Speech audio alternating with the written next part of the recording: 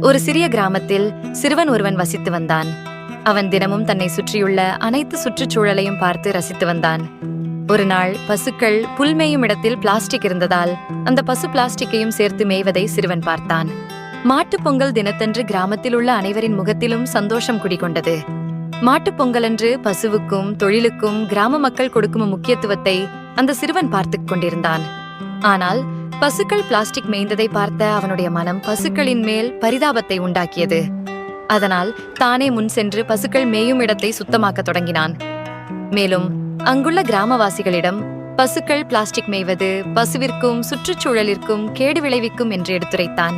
அதனை புரிந்து கொண்ட கிராம மக்கள் அனைவரும் சிறுவனோடு சேர்ந்து அங்குள்ள பிளாஸ்டிக்கை நீக்கி இடத்தை சுத்தம் செய்தனர். கிராமத்தினர் அனைவரும் ஒன்று கூடி சுத்தம் செய்து மகிழ்ச்சியாய் மாட்டுப் பொங்கல் கொண்டாடுவதை பார்த்து அந்த சிறுவனின் மனம் மகிழ்ந்தது. சிறுவனின் இந்த செயலை அங்குள்ள மக்கள் அனைவரும் பாராட்டினார்கள். இயற்கை முதல் கால்நடைகள் வரை எல்லோரையும் மகிழ்வித்து கொண்டாடுவதே உண்மையான பொங்கல் திருநாள்.